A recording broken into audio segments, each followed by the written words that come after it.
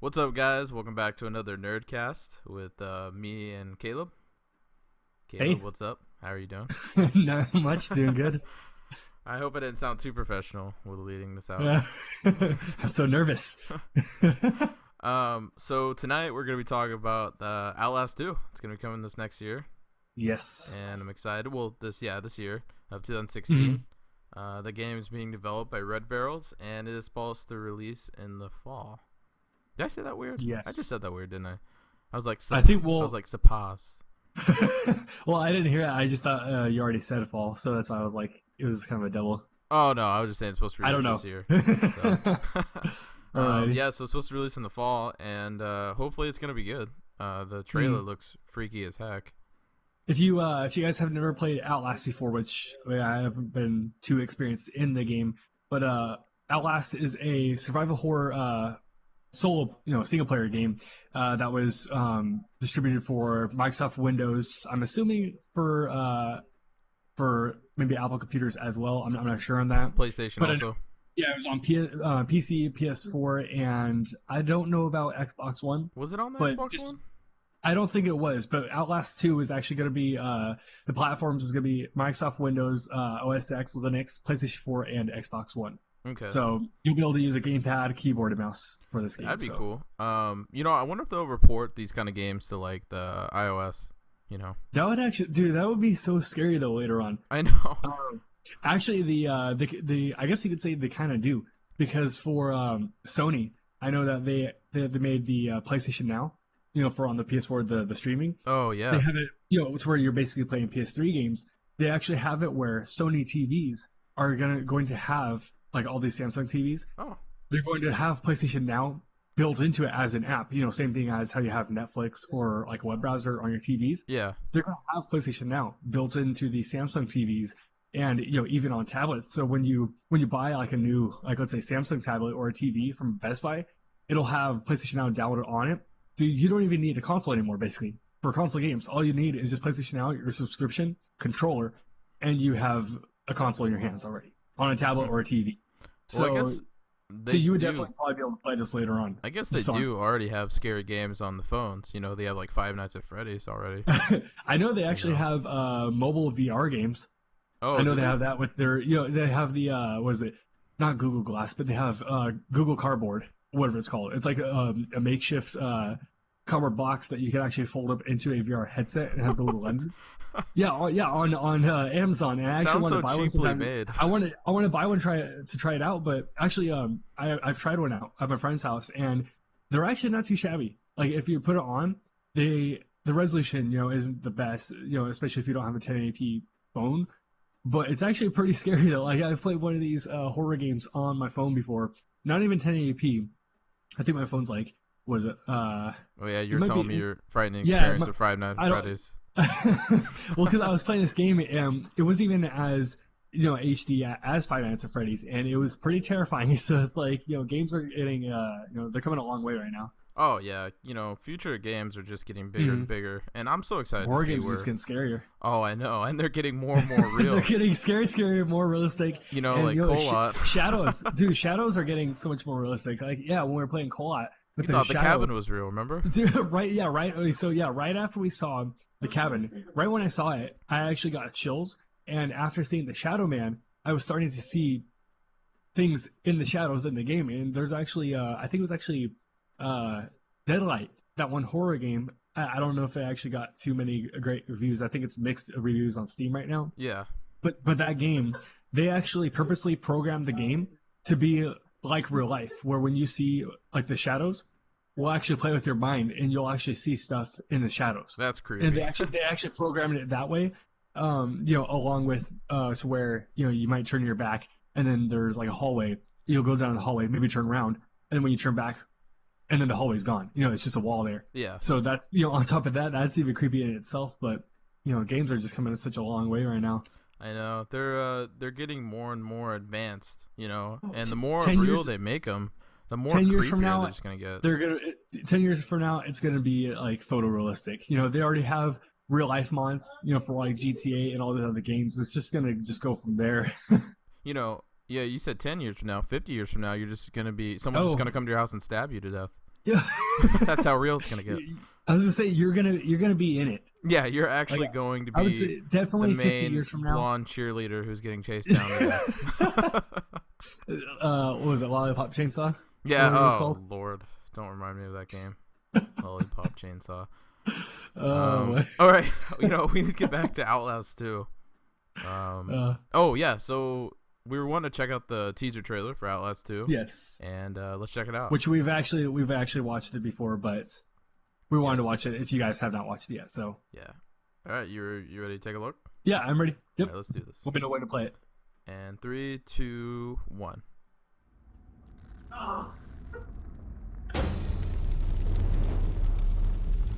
And there followed an angel. Chains, Babylon, This already reminds me of like a KKK type setup. that great city. Because So was it? This already reminds me of like a KKK type setup already. Oh. The Burning Cross and all that. of the Yeah, rich I know. I think this has to do with in the South. fornication. Well, I was reading up on it, and they actually, they said it was going to be kind of like a lot of Southern elements. And judging by this trailer, I'm assuming that it's going to be a little more open spaces compared to the Asylum. Yeah. Instead of close quarters, just kind of these tight spaces. I More think it's open going to be, these huge like cornfields or wheat fields or something. That it's just going to be, it's going to be crazy. It's So actually creepy, a man. really cool So trailer. creepy. That's a great trailer, yeah.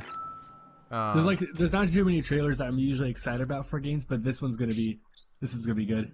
Yeah, I know people have really been waiting for this, a lot, and one guy, he was actually super excited for it.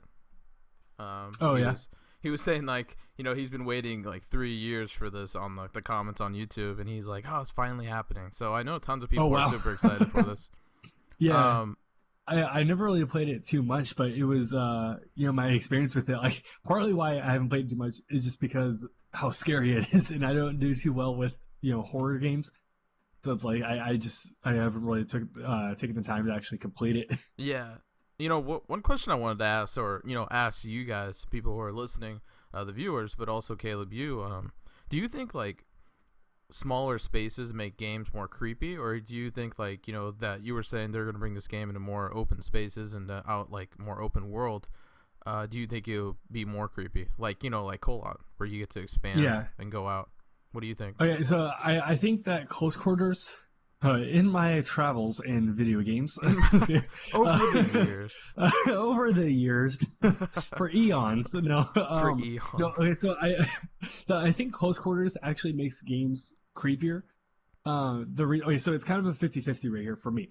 I think close quarters makes games creepier in the fact that you don't know what's around the corner, and if you're running away, you're constantly bumping into stuff, which I think makes it a lot more difficult. Yes. But then again, open spaces I feel like make it creepier because especially for games where it's you can't see 3 feet past you can't see 3 feet in front of you. Like if it's like, let's say that just the shadows are that dark, if you're thinking of real life where you're in that situation, you want to be able to hug a wall, be able to kind of make your way through or something, just have something to be able to feel like you're not just alone in this little, in this huge world. You kind of want to be close to something. And I feel like open world though, kind of like leaves you feeling kind of just alone with no protection. You feel more vulnerable. And so I feel like it's kind of a 50-50, but for like most games, I think close quarters makes it more creepy though. Yeah, I have to just because definitely... open space, you have more to run around for. I definitely have to agree with you on that, because when you are in an open world, and you're playing a game by yourself, like Colot or like The Forest or Outlast, you're alone as a single player playing. You're not with friends, you're not on multiplayer or co-op, and so I think it also makes the survival aspect of it even harder. It very much feels like the world against you when it's an open world like that. Exactly. And versus when it's close quarters, it's like, oh, hey, a pencil, that's a weapon. You know what I mean? You know what I mean? There's other things around you when it's close quarters. You and can use a shelf, whatever you need. Dead Rising 3, where it's just total chaos and you can just do whatever you want, have fun. Throw a chair at a zombie.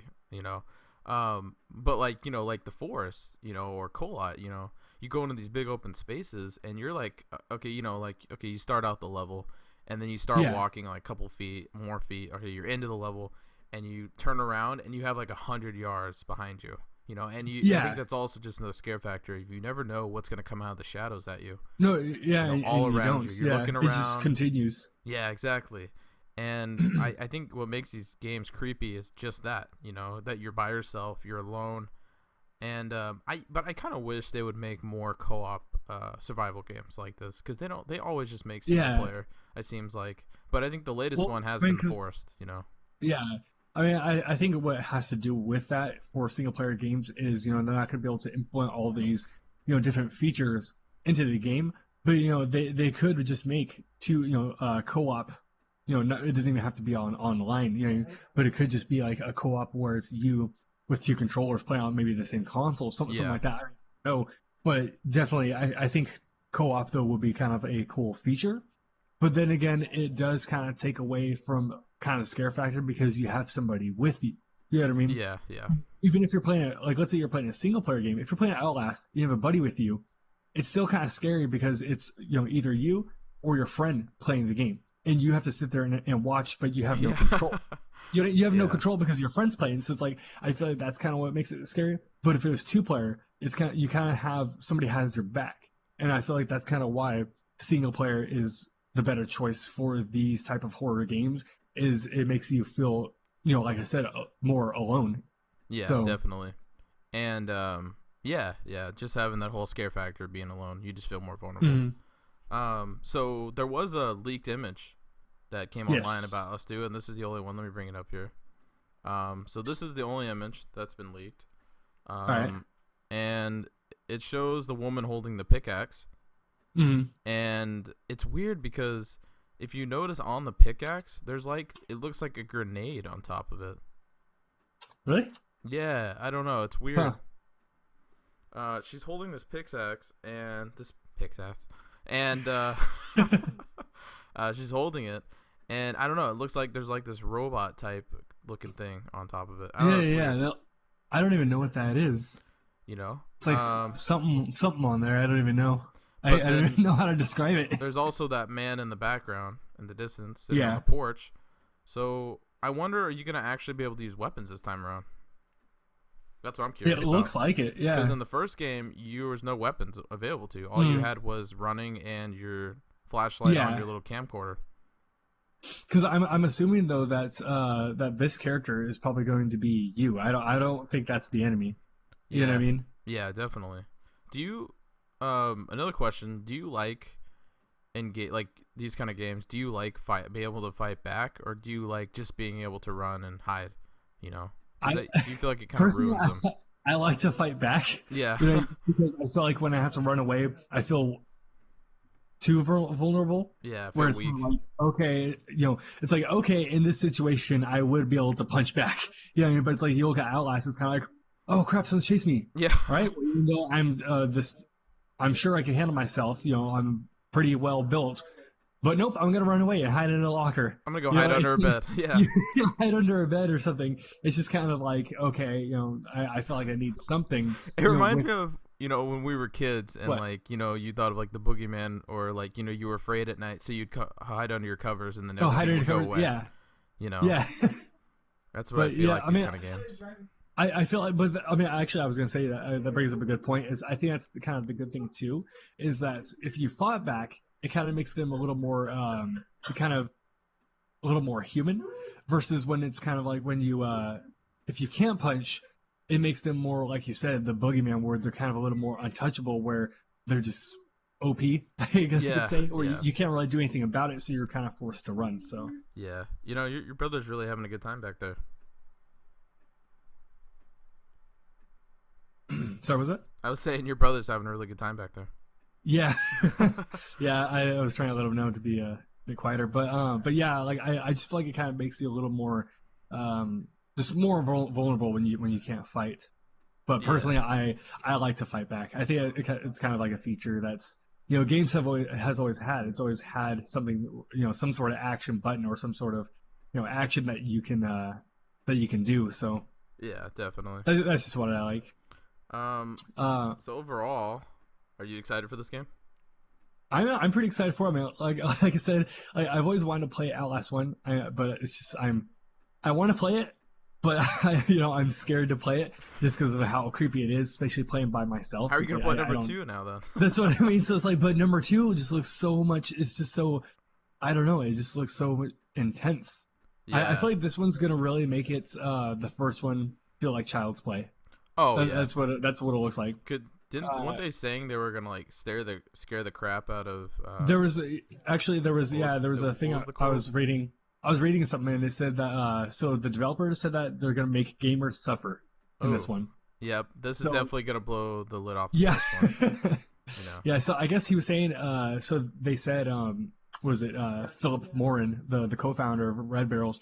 So he said this is a quote no conflict is ever black and white, but once the dust has settled, the victors get to decide who is right and who is wrong, who is good and who is evil. Hmm. So, and then he says, human nature pushes us to extremes of violence and depravity, which we then justified by divine inspiration and a promise of paradise to come. Horror rises from a desperation and blind faith. Outlast 2 will test your faith, pushing players to a place where going mad is the only sane thing to do. We have even more, so it's just kind of like, I don't know, it just seems so much more intense this time. Yeah. Oh yeah, it definitely will be. They always say sequels are never good like in movies, but video games I think is different. Yeah. But So- this is just gonna be, I don't know. It just looks so. I don't know. Like nobody's really done this this sort of game before. I mean, like just the whole like Southern thing too. I just feel like it's usually more paranormal or something of that nature, where it's either ghosts or just all, I don't know, all out gore fest or whatever. But it's never really anything like this. Like I just don't know what to expect with it. Which I think just the whole mystery just makes it seem good. the first game, I wonder if they're meaning like, you're putting a foot, like you're stepping one foot into hell. The second game, I feel Yeah. like you're going to put your whole body into hell, Yeah. and the way it's going to be made, because they're going to scare the crap out of you. So, but yeah. It's gonna be intense. So, I don't know. Outlast 2, I hope it's going to be good. You have anything else you want to add? I hope it's good. Yeah.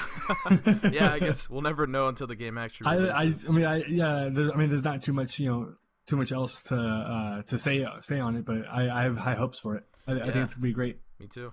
So, but anyways, guys, I hope you enjoyed this Nerdcast. Make sure if you like this, please like and subscribe to our channel. Please like the video. Don't forget to share the video. Yeah, share the video. And if you haven't yet, please go check out our latest video that we uploaded. Before this was what was it? We actually just uploaded The Revenant right now. So Yeah, The Revenant. There you go, for our movie just a adventures. while ago. So if you guys are interested in movies other than video games, go check out our movie adventures. They're a lot of fun. Me and Caleb have a good time watching movies and talking about them and going on a little adventure. Don't forget to check out our. We actually posted our very first game battle. So, one thing I was going to say about that is, so our game battles is where we actually choose a challenge for our game battles, and so we have to do that challenge while we play the game. Like our first video, we actually played Mortal Kombat Trilogy blindfolded. And so, we're going to have all these other challenges that we're going to think of. If you guys have any suggestions for those challenges, that would be awesome. And another thing I was going to add was, for our game battles, we actually are also going to probably have penalties too, where if we lose, we'll have to do something. So if you guys want to think of challenges boy. for us to do and penalties, not too harsh, but that would be something that would be kind of awesome too. But also suggest, if you guys have any other ideas that you would like to see us do for videos, that would be great. Yeah, like they can't tell us to cut off one of our hands as a challenge. Yeah, it's not too great. But, It probably would go over well. probably not very wise. But before we go, also want to welcome us back to SoundCloud. Yeah. Because this isn't going to be just open That'll on be YouTube. great. It's also going to be back on SoundCloud. So I'm excited to get back on there.